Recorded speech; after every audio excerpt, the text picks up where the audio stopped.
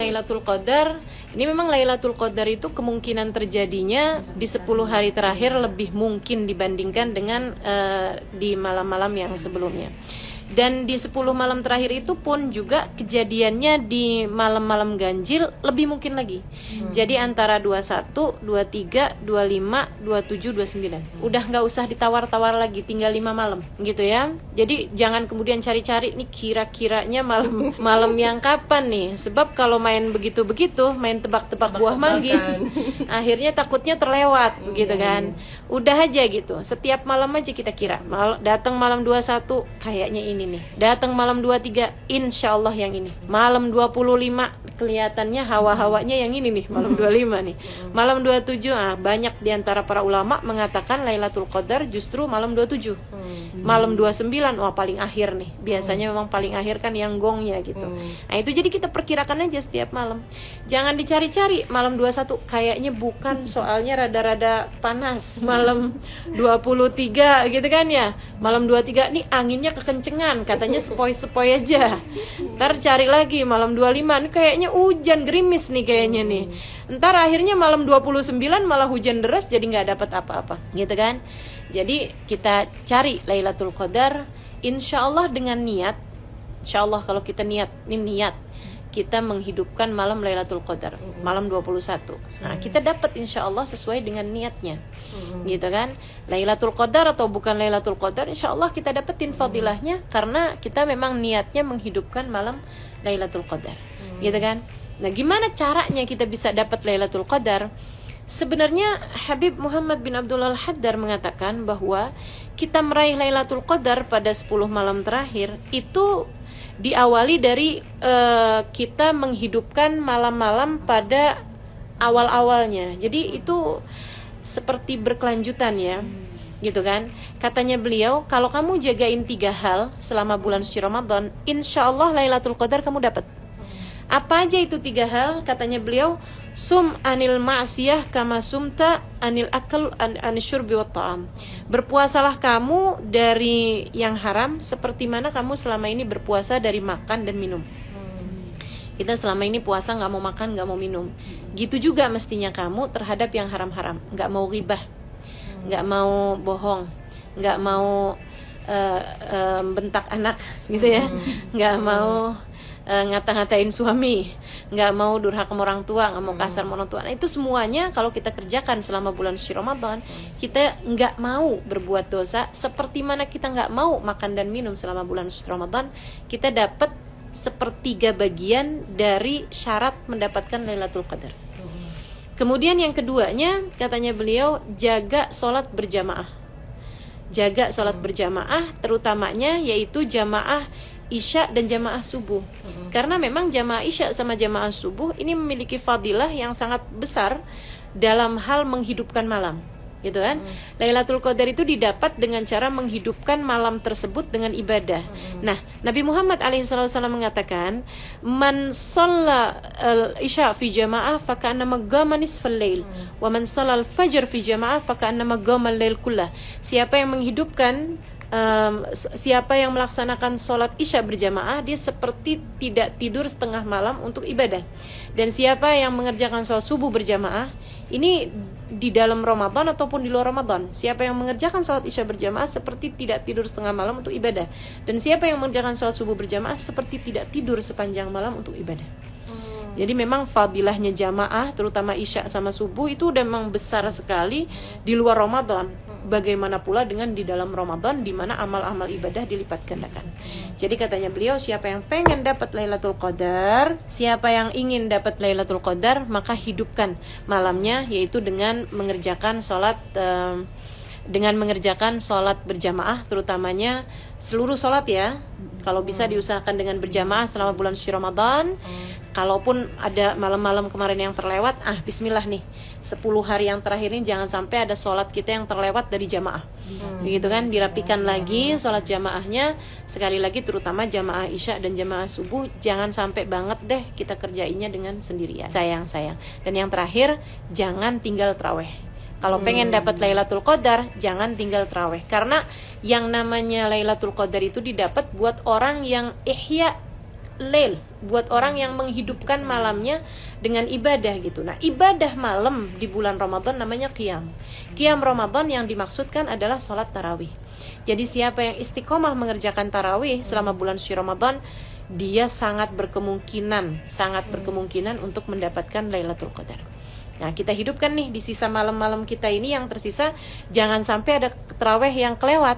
Kalau bisa malah justru pada rakaat yang sempurnanya, yaitu 20 rakaat, dilanjutkan dengan witirnya, ya sekurangnya witirnya 3 rakaat lah gitu. Seperti itu. Kalau kita terus kerjakan sampai dengan akhir Ramadan, sangat berkemungkinan di saat Lailatul Qadar kita mendapatkan fadilah Lailatul Qadar tersebut gitu. Iya, misalnya gitu kan, nih Lailatul Qadar nih, apa yang mesti kita lakukan gitu. Di antara dari yang tadi sudah disebutkan ya, untuk jangan tinggal sholat berjamaah, kemudian lagi jangan sampai tinggal sholat tarawih gitu kan. Kemudian kita hidupkan malamnya pula dengan membaca Al-Quran, sebanyak-banyak mungkin yang kita bisa kita baca Al-Quran, karena memang kan syahrul Ramadan alladzi unzila fihil Quran, bulan Ramadan bulan yang di sana diturunkan Al-Quran. Jadi di bagian malam tersebut itu kita harus membaca Al-Quran, ada bagian Quran yang kita baca pada malam tersebut. Kemudian apalagi adalah membaca zikir seperti yang diajarkan Nabi Muhammad SAW kepada Sayyidah Aisyah radhiyallahu anha wardaha, di mana beliau memang bertanya kepada Nabi sesuai dengan nas apa yang tadi bacakan sama saya. Katanya Sayyidah Aisyah, "Ya Rasulullah, lau adraktu Lailatul Qadar madza aqra?" Wahai Rasul, kalau saya dapat Lailatul Qadar, ini malam ini saya tahu bahwa ini Lailatul Qadar, gitu kan? Madza aqra, apa yang mesti saya baca? Atau misalnya kita perkirakan ini Lailatul Qadar nih, karena 21, 23, 25 gitu ya, 27 atau 29 dengan ciri-ciri yang sangat mungkin untuk terjadinya Lailatul Qadar. Mada aqra, kata Sayyidah Aisyah, apa yang mesti saya baca? Nabi Muhammad kemudian mengatakan, uli, bacalah wahai Aisyah, Allahumma innaka afuwun tuhibbul afwa fa'fu anni. Gitu ya.